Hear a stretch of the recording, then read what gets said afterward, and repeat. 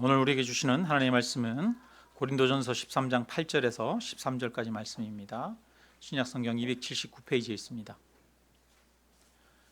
고린도전서 13장 8절에서 13절까지 우리 함께 한 목소리로 같이 읽습니다.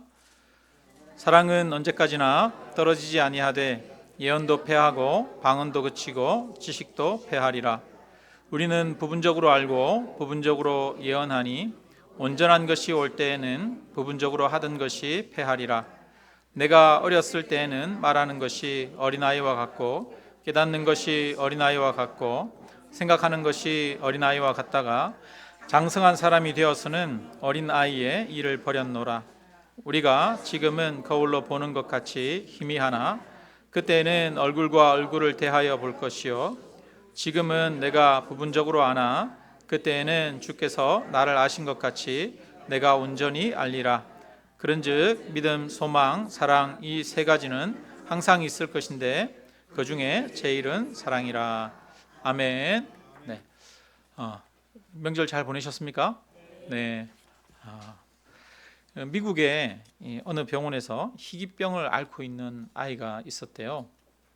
이 아이는 아무리 먹어도 체중이 늘어나지 않고 성장이 일어나지 않는 거예요. 그래서 여러 가지 검사를 다 했습니다. 그리고 각 과마다 이렇게 의사 선생님들이 붙어서 협업을 해서 진료를 했는데 원인을 찾을 수가 없었어요. 아무리 영양분을 공급해도 시간이 지나도 자라지 않으니까. 그런데 이제 그 중에 이제 그 정신과 의사 선생님이 계셨는데 그 정신과 의사 선생님이 그 아이를 이렇게 가만히 관찰하다 보니까 그 옆에 있는 어머니가 보이는 거예요. 그 어머니가 양육하는 양육 방식을 봤더니 이 아이를 전혀 제대로 돌봐주지를 않는 거예요. 안아주거나 울면 토닥여주거나 그렇게 하지도 않고 또 우유를 먹이는데 그냥 젖병만 입에다가 이렇게 꽂아주고 안아주거나 하지를 않는 거예요. 전혀 스킨십이 없는 거예요. 그래서 이 정신과 선생님이 그 어머니를 상담을 했어요. 그래서 어머니를 상담해 봤더니 이 어머니는 어릴 때 아주 심각한 방임을 경험했어요. 부모님들로부터 제대로 돌봄받지 못하고 거의 버려지다시피 했던 거죠. 그래서 이 어머니의 마음, 이 어머니가 어떻게 자녀를 양육해야 되는지도 모르고 또 이 어머니의 마음에도 또 한편으로 그런 어떤 사랑이 굉장히 부족했던 것이죠. 그래서 정신과 선생님이 이제 어머니에게 아이를 양육하는 방법에 대해서 가르쳐 줍니다. 매일매일 안아줘라, 다독여주고 두드려주고 스킨십을 해라, 이런 것들을 얘기를 해줬어요. 그런데 다른 여러 가지 처방은 하지 않았는데 이렇게 스킨십을 하고 또 아이를 안아주고 하다 보니까 놀라운 변화가 생기기 시작한 거예요. 자라지 않던 아이가 자라기 시작합니다. 이제 이게 실제로 있었던 그런 이야기예요.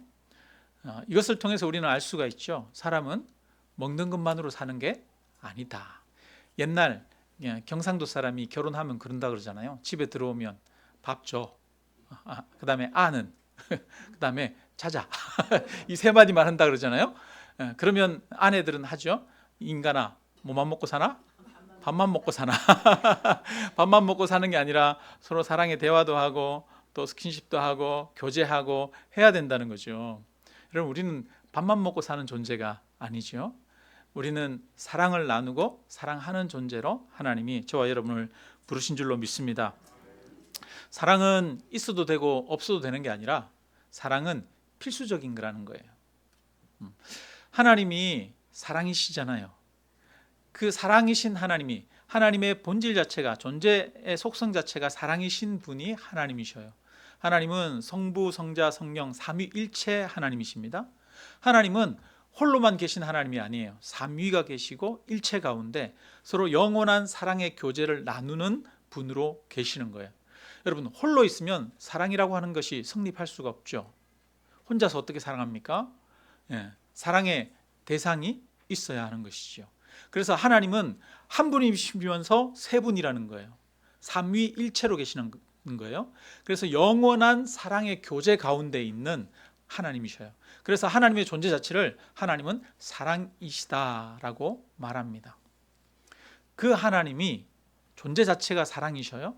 그 하나님이 세상 만물을 만드실 때 이 세상 만물은 무엇으로 만드셨을까요? 말씀으로 만들고 뭐 여러 가지가 있겠지만 그 안에 하나님의 사랑이 담겨 있는 것이지요. 모든 것 안에 하나님의 사랑이 담겨 있습니다.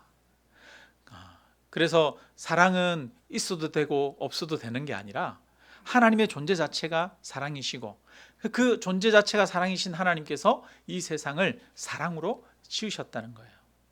그래서 우리도 여전히 그 하나님의 은혜와 사랑 가운데 살아가고 있습니다. 그래서 이 하나님의 사랑, 그것을 오늘도 우리는 공급받고 있습니다.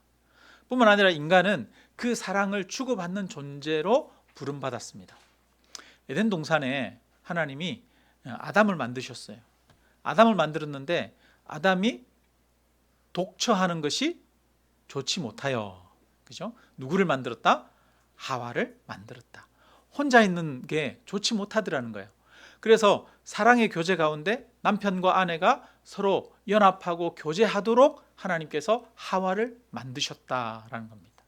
그리고 그 에덴 동산에는 하나님이 함께 계셨습니다. 그래서 에덴 동산은 하나님과 아담과 하와 그리고 다른 여러 동물들이 사랑의 충만함 가운데 거하는 곳이 바로 에덴 동산이었어요. 아담과 하와가 범죄함으로 에덴 동산에서 쫓겨나죠. 이것을 다른 말로 하면 관계가, 하나님과의 관계가 깨졌다라고 말하는 거죠. 하나님과의 온전한 사랑의 관계, 온전한 신뢰의 관계가 깨어진 게 타락이고 그게 에덴 동산에서 쫓겨나게 된 거죠. 그래서 우리는 에덴 동산을 회복한다는 것은 하나님과의 관계를 회복하는 거예요. 하나님이 우리를 얼마나 사랑하시는 분이신지를 우리가 깨닫고 아는 거예요. 하나님의 사랑을 경험하는 거예요. 하나님의 사랑 안에 거하는 거예요. 그래서 하나님의 사랑 안에 거함으로 서로가 서로를 사랑할 수 있는 능력을 회복하는 것. 이것이 바로 에덴을 회복하는 것이지요. 그래서 우리 삶의 방향과 우리의 삶의 목적은 하나님의 사랑을 회복하고 하나님과의 교제 가운데 살아가는 것. 이게 우리 삶의 목적이고 방향인 거예요. 그래서 오늘 고린도전서 13장은 사랑에 대해서 우리에게 말하고 있습니다. 여러분, 사랑은 있어도 되고 없어도 돼요? 아니죠. 사랑은 꼭 있어야 돼요. 꼭 있어야 돼요. 사랑이 우리 삶의 목적이라는 거예요. 방향이라는 거예요. 자, 고린도 교회는 여러 가지 은사들이 많은 교회였어요. 잘난 사람들도 많고요. 재능 있는 사람들도 굉장히 많아졌습니다. 재능 있는 사람, 잘난 사람들이 많으면 또 뭐가 많아요? 갈등도 많아요. 분파도 많고 갈등도 많은 교회가 고린도 교회였어요. 많은 능력을 가지고 있는 것으로 충분하지 않다는 거예요. 여러분, 능력이 출중한 사람들이 모여 있으면 거기는 행복한 곳이 될까요? 능력이 출중하다고 해서 좋은 사회가 되는 것은 아니더라는 겁니다. 그래서 바울은 12장에서 여러 가지 은사들에 대해서 이야기합니다. 그리고 나서 마지막 12장 12절에서 너희는 더욱 큰 은사를 사모하라. 내가 또한 가장 좋은 길을 너희에게 보이리라. 이렇게 말합니다. 여러 은사보다 더욱 큰 은사가 있습니다. 방언의 은사, 예언의 은사, 가르치는 은사, 섬기는 은사 등등 여러 가지 은사가 있는데요. 사람들이 가지고 있는 그런 은사들, 예를 들어서 지식의 은사, 또 뭐 영분별의 은사, 아니면 또 섬기는 은사, 이런 것들은 있어도 되고 없어도 되는 거예요. 누군가에게는 이런 은사가 있고 누군가에게는 이런 은사가 없고 다르죠. 그런데 모든 사람들이 공통으로 가져야 되는 은사가 있어요. 그것은 무슨 은사요? 사랑의 은사라는 거예요. 그래서 이 은사를 가장 좋은 길을 내가 너희에게 보이겠다라고 말합니다.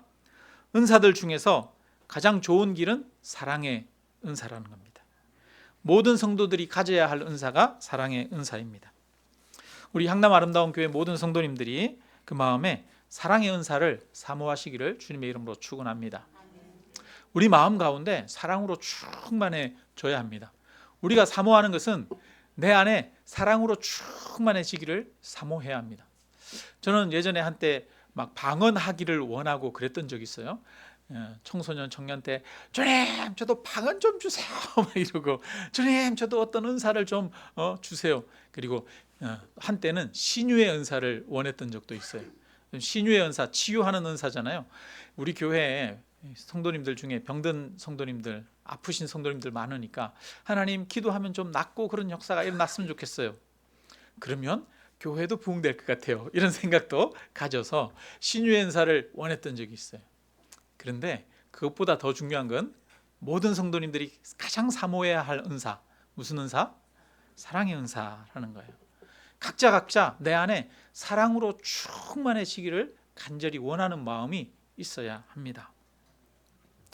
자, 13장에 들어가면 내가 사람의 방언과 천사의 말을 할지라도 사랑이 없으면 소리나는 구리와 울리는 꽹과리가 되고 예언하는 능력이 있어서 모든 비밀과 모든 지식을 알고 또 산을 옮길 만한 모든 믿음이 있을지라도 뭐가 없으면, 사랑이 없으면 내가 아무것도 아니니라, 이렇게 말합니다.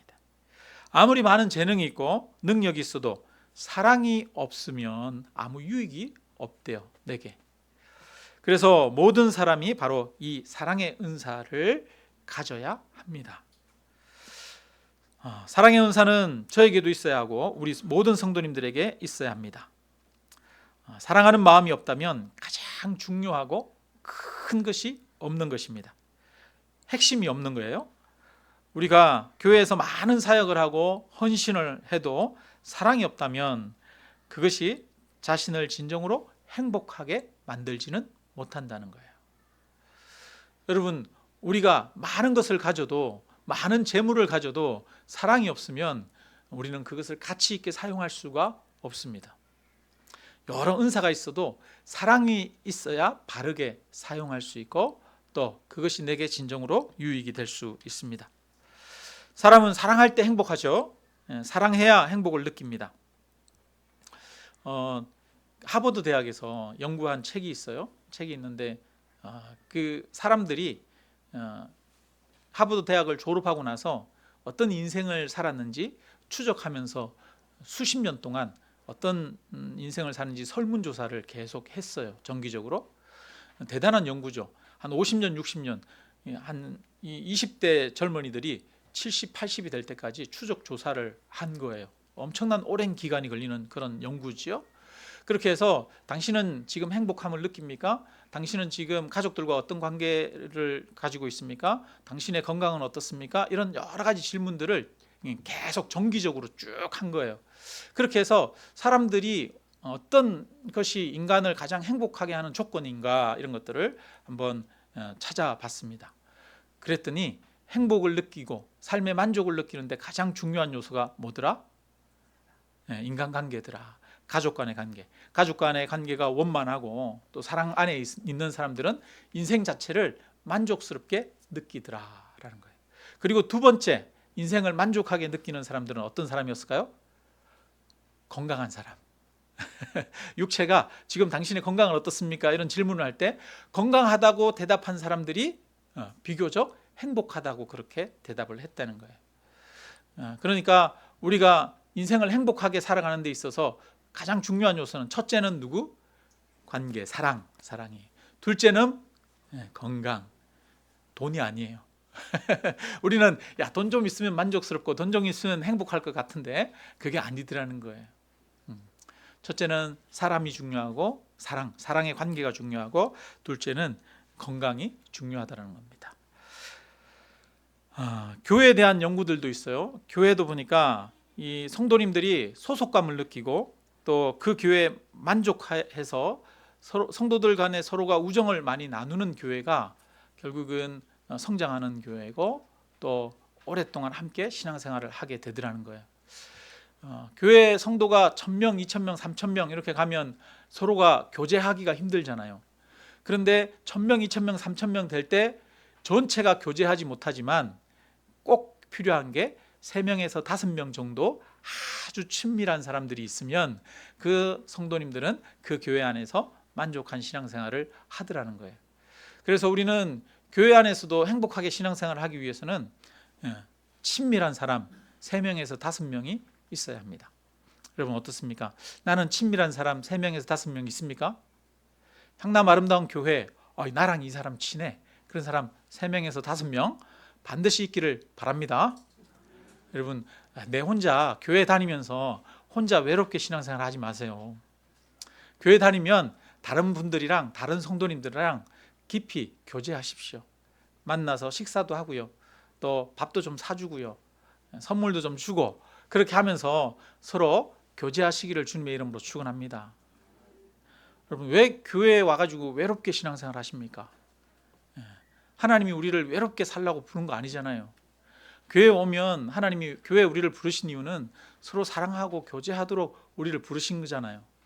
하나님과의 사랑의 교제 안에서 성도들과의 화평을 이룰 수 있도록 하나님이 우리를 부르신 거 아닙니까? 그러니까 교회 안에서 더 많이 교제하십시오.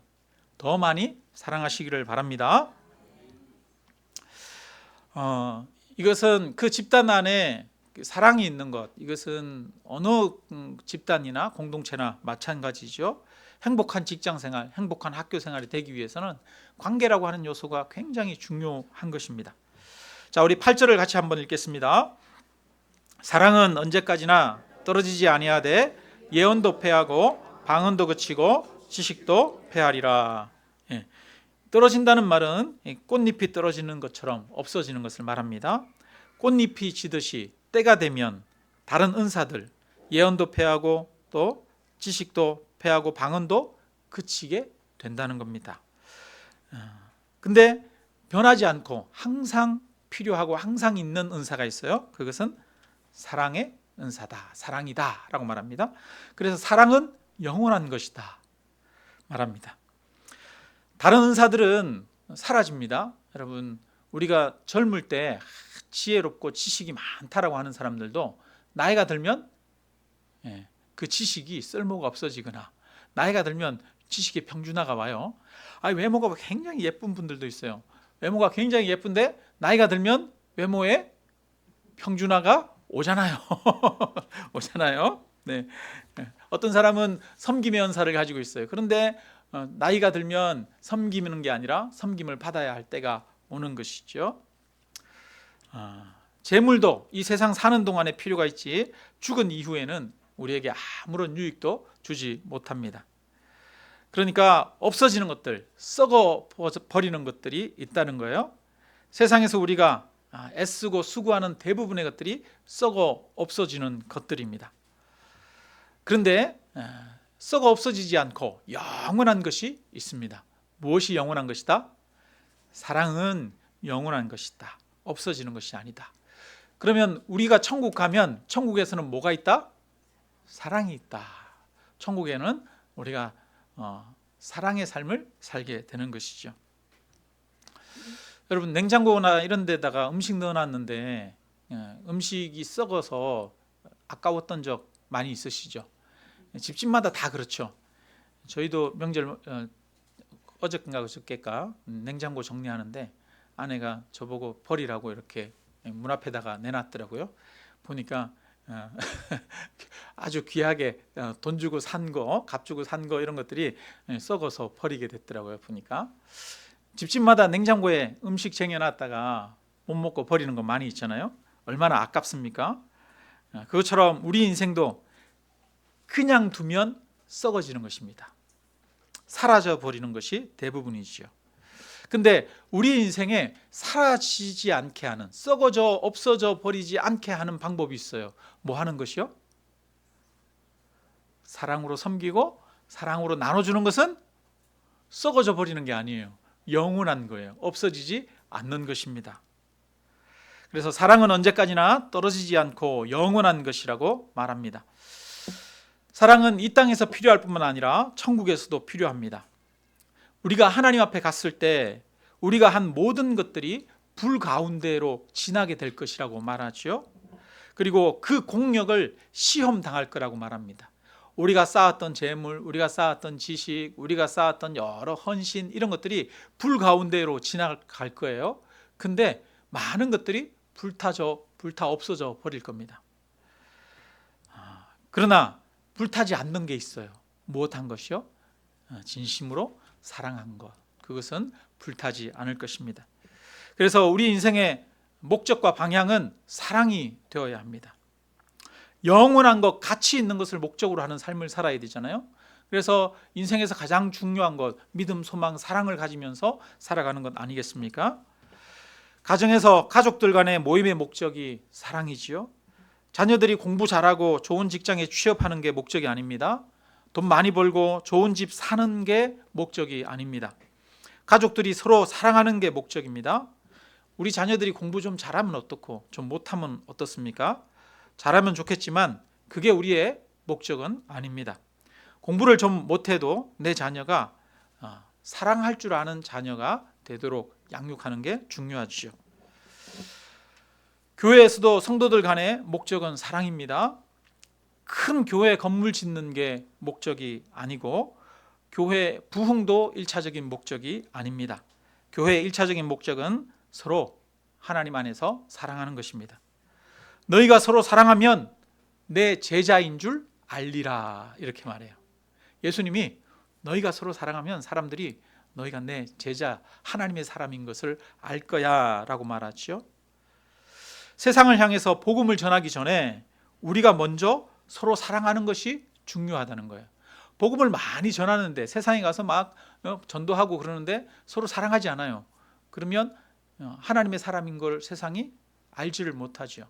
서로 사랑하는 것이 너희가 서로 사랑하면 너희가 내 제자인 줄 알리라. 그래서 교회는 복음을 나가서 막 전하기 이전에 먼저 뭘 해야 돼요? 사랑해야 돼요. 사랑. 하나님의 사랑을 알아서 그 안에 머물러야 하는 것이지요. 제가 최근에 만났던 목사님 중에 교인들이 수천 명 되는 교회 목사님이세요. 개척해서 한 10몇 년 만에 한 2, 3천 명 이렇게 모이는 그런 교회가 됐어요. 그 목사님이 한 2년 전인가 암에 걸리셨어요. 그 목사님이 그런 얘기를 하시더라고요. 저보고 큰 교회 그리고 건물 크게 짓고 그렇게 해서 성도들 많이 모이고 그거 하나도 중요한 게 아닌 것 같다고. 교회 성도님들이 적어도 그 안에서 많지 않아도 그 안에서 서로가 아끼고 서로가 사랑하면 그게 최고인 것 같다고 그런 이야기를 하시더라고요. 그러면서 그분이 이제 한 70명 정도 이렇게 해가지고 따로 이렇게 공동체 그룹을 형성해서 따로 예배를 드리기도 하시는데 그 모임에서 예배 드리는 게 그렇게 만족스럽고 행복하시대요. 2,000명, 3,000명 성도들이 모여가지고 그 안에서 막 이렇게 목회하는 게 기쁘고 즐겁고 만족스러운 게 아니라 적은 소그룹이 모여가지고 함께 깊이 교제하고 친밀하게 사랑을 나누는 것, 그게 자기를 진정으로 살아있게 만들더라. 그런 고백을 하는 이야기를 들었습니다. 우리가 사랑을 목적으로 해야 하는 것이죠. 자, 왜냐하면 사랑을 목적으로 할 때 모든 것이 통합되고 조화롭고 완전해지기 때문입니다. 우리 9절부터 12절까지 같이 읽겠습니다.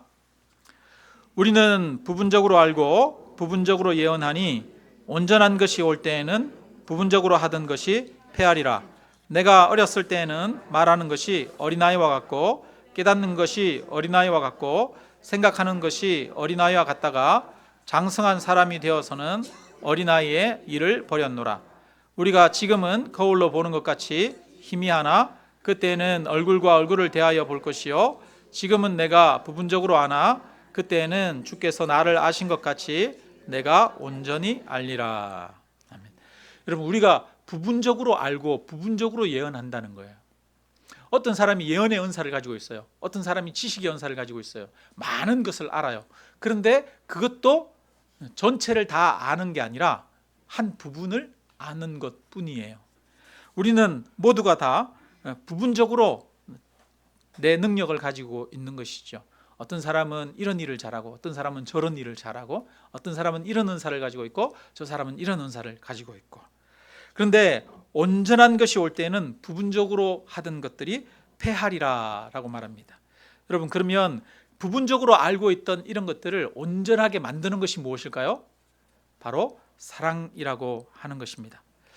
여러분, 사랑은 영원한 것일 뿐 아니라 사랑은 온전하게 하는 거예요. 누군가 예언의 은사를 받았다고 해도 그 예언은 완전치 않습니다. 일부분만 알 뿐이죠. 우리가 아는 지식이나 예언은 전체 그림이 아니라 모자이크의 퍼즐과 같은 한 조각일 뿐입니다. 우리 성도님들은 각자가 한 조각이에요.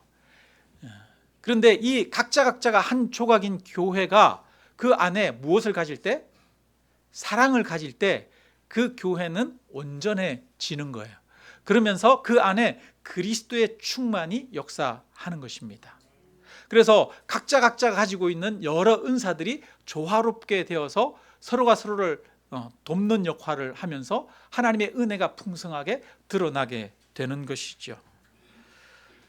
그래서 모든 것들을 조화롭게 하고 통합하고 온전하게 하는 것이 무엇이다고요?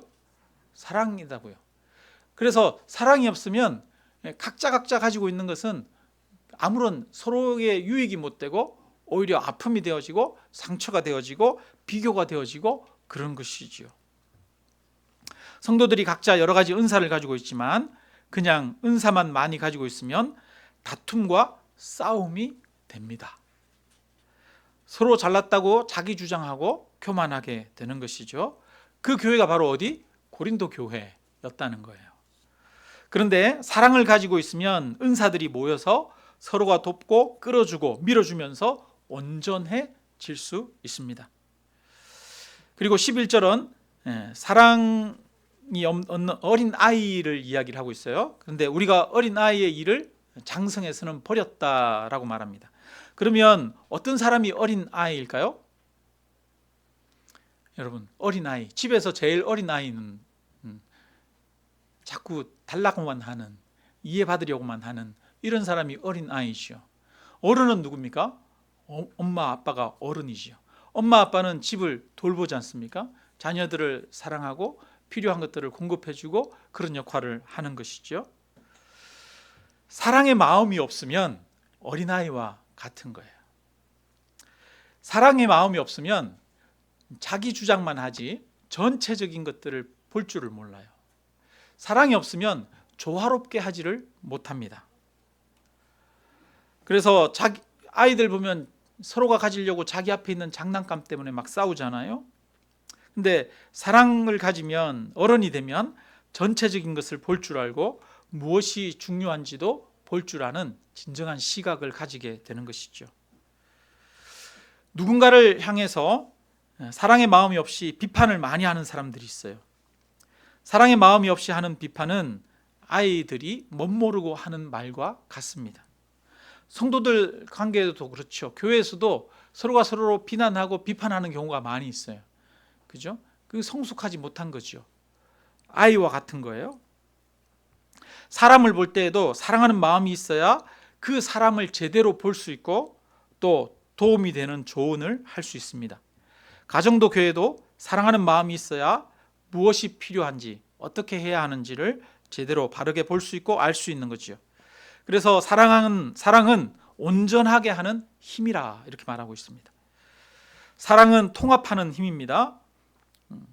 그래서 가정을 돌보는 그 어머니가 사랑이 많아서 그 사랑으로 가정을 이끌어가고 통합하고 하는 것이죠. 영적으로 어른이 된다는 것은 사랑의 마음을 많이 가진다는 거예요. 여러분, 우리가 어린 아이의 일을 버리고 어른이 되기를 주님의 이름으로 축원합니다. 영적인 어른이 되어야 됩니다. 영적인 어른은 사랑할 줄 아는 사람이 영적인 어른이에요. 자기를 희생하고 내어주고 섬기고 나누고 사랑하는 사람이 어른이에요. 사랑하는 사람. 사랑하지 않는 사람은 아직 영적으로 아이라는 거예요. 자, 12절에는 지금은 거울을 보는 것 같이 희미하다 이렇게 말하는데요. 옛날에는 거울이 청동 거울로 만든 그런 거울이라 거울로 보면 희미했어요. 요즘은 거울로 보면 희미하지 않죠. 선명하죠. 예언, 지금 사람들이 예언하는 것, 지식을 내세우는 것, 은사를 주장하는 것은 허릿한 거울로 보는 것처럼 분명하지 않고 선명하지 않다는 겁니다. 인생은 분명하고 선명하지 않은 것들이 많아요. 내가 볼 때 선명하다고 주장할지 모르지만 우리가 모르고 있는 이면의 것들이 참 많이 있죠. 여러분, 어떻게 해야 될지, 인생이 참 어떤 게 옳은지 선명하게 보이지 않는 것들이 있잖아요. 그죠? 성도님들을 볼 때, 아니면 저 사람을 볼 때, 내 자녀를 볼 때도 내가 내 자녀를 어떻게 양육해야 될지 이런 것들을 곰곰이 생각해 보면 선명하지 않은 것들이 많아요. 사람을 바라볼 때에도 선명하지 않을 때가 많아요. 그런데 선명하게 보이는 게 있어요. 어떻게 하면 선명하게 보입니까? 무엇을 해야 될지, 어떻게 해야 될지, 어떻게 하면 선명하게 보일까요? 사랑이 있으면 보이기 시작하는 거예요. 저도 그런 것 같아요. 저도 제 마음 안에 뭔가 어떤 서운함이 있고 또 분노가 있고 그런 것들이 마음이 있어서 어떤 성도님들을 이렇게 바라보게 되면 그 성도님에 대해서 내가 어떤 자세를 취하고 말을 하고 행동해야 될지 이런 것들이 분명하게 잘 안 보여요. 그런데 어떤 교회에 예를 들어서 말썽을 부리는 성도님이 한 분 계시다. 그런데 그를 향해서 제 마음에 긍휼의 마음이 있고 사랑의 마음이 있으면 그분을 내가 어떻게 대해야 하는지, 그분을 만나서 무슨 말을 해야 하는지 이런 것들이 선명하게 보이는 거예요. 여러분, 사랑을 가질 때 선명해집니다.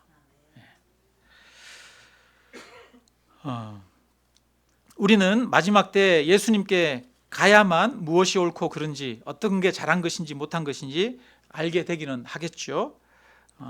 지금은 모든 것들이 흐릿합니다. 그런데 흐릿한 우리 인생을 살면서 나만 옳다고 주장할 수는 없는 것이죠. 그래서 흐릿하기 때문에 내가 알고 있는 것이 100%가 아니기 때문에 우리는 서로 사랑으로 나와 다른 것을 용납하고 허물을 덮어 주어야 합니다. 그래서 사랑은 흐릿한 인간의 지혜와 지식, 흐릿한 그 판단을 보완해 주는 기능을 하는 것이 바로 사랑입니다. 지식이 많다고 바른 선택을 하는 게 아니고요, 경험이 많다고 바른 결정을 할 수 있는 것이 아닙니다. 무엇이 있어야 바르게 보고 바르게 판단할 수 있느냐? 사랑이 있어야 바르게 보고 바르게 판단할 수 있다는 거예요. 그래서 사랑이 최고라는 겁니다. 요한 1서에서는 사랑하는 자마다 하나님께로 나서 하나님을 알고 사랑하지 아니하는 자는 하나님을 알지 못한다, 이렇게 말합니다. 하나님을 아는 사람은 사랑하는 사람입니다. 사랑하지 않는 사람은 하나님을 알지 못하는 거예요. 지금 내 마음에 분노가 많이 있어요. 내 마음에 원망이 있어요. 비난이 있어요. 그러면 나는 지금 하나님의 안에 머물지 못하고 있는 겁니다. 어느 때나 하나님을 본 사람이 없으되 만일 우리가 서로 사랑하면 하나님이 우리 안에 거하시고 그의 사랑이 우리 안에 온전히 이루어지느니라 라고 말합니다. 우리가 서로 사랑할 때 하나님이 우리 안에 거하십니다. 누구든지 사랑하노라 하고 그 하나님을 사랑하노라 하고 그 형제를 미워하면 이는 거짓말하는 자니 보는 바 그 형제를 사랑하지 아니하는 자는 보지 못하는 바 하나님을 사랑할 수 없느니라, 이렇게 말합니다. 형제를 사랑하지 않는 것은 하나님을 사랑하지 않는 거예요. 형제를 많이 사랑하는 사람이 하나님을 많이 사랑하는 사람입니다. 하나님을 깊이 아는 사람은 다른 사람을 많이 사랑하는 사람이 하나님을 깊이 아는 거예요. 사람을 사랑하지 않으면 그 사람은 하나님을 알지 못하는 것입니다. 매일 사람들을 향해서 비난하고 불평하고 원망하는 사람, 여러분, 이스라엘 백성들이 출애굽하면서 얼마나 하나님을 향해서, 모세를 향해서 비난하고 원망했습니까? 그 비난하고 원망할 때마다 하나님이 이스라엘 백성들에게 심판하셨죠. 비난하고 원망하는 것은 하나님 안에 머물지 못하는 거예요. 하나님의 사랑이 그 안에 없는 거예요. 사랑을 모르는 사람이죠. 하나님을 알면 알수록 형제를 사랑하게 되는 거예요. 그게 진짜인 겁니다. 하나님을 깊이 경험하면 경험할수록 내 안에 사랑으로 채워지는 겁니다. 근데 이 사랑은 어디에서 나는 거냐? 내 안에서 나는 것이 아니라 하나님으로부터 나는 것이라는 겁니다. 저는 제 자신을 이렇게 보니까 제 자신 안에 참 사랑이 없어요. 왜 이렇게 메마른지 모르겠어요. 그런데 제가 하늘을 우러러보고 또 이 자연을 향해서 묵상하고 천지를 지으신 하나님에 대해서 묵상하고 오늘도 베풀어 주신 그 은혜, 그리고 예수 그리스도의 십자가를 바라볼수록 제 안이 채워지는 것이 느껴집니다. 제 안에 사랑으로 채워지는 것이 느껴집니다. 여러분, 사랑은 어디서부터 옵니까? 사랑은 우리가 하나님을 사랑한 것이 아닙니다. 하나님이 먼저 우리를 사랑하셨다라고 말합니다. 사랑은 하나님께 있습니다. 그래서 우리가 하나님을 바라보고 하나님을 경험하고 하나님을 알게 될 때 우리 마음에도 사랑이 채워지게 되는 거예요. 하늘에서 비가 내리듯이 그렇게 우리가 하나님을 바라보고 예수 그리스도를 바라보면 우리 마음에 사랑의 비가 내립니다. 그래서 사랑으로 채워지면 그래서 우리가 다른 사람을 사랑할 수 있는 능력과 힘이 생기는 것이죠. 그래서 하나님을 진정으로 믿는 자, 예수 그리스도를 진정으로 바라보는 자 안에는 하나님께서 한 가지 능력을 주십니다. 그 능력은 무슨 능력입니까? 사랑할 수 있는 능력이에요. 그래서 다른 사람을 사랑하지 않는다는 것은 그 사람이 하나님을 바라보지 않는다는 거예요. 하나님을 믿지 않는다는 거예요. 하나님을 바라보지 않기 때문에, 하나님을 믿지 않기 때문에 그 안에 사랑이 없어서 메말라서 끊임없이 그 안에는 불평과 원망의 말들만 나온다는 것이지요. 진정한 사랑은 하나님께 있습니다. 하나님을 바라볼 때 사랑할 수 있는 능력과 힘이 저와 여러분에게 부어집니다. 여러분, 하나님을 날마다 묵상하십시오. 날마다 묵상하십시오. 명절이에요. 명절인데 명절은 또 가족과 이웃과 친지들 만나고 또 사랑을 표현하고 나누는 그런 기간 아닙니까?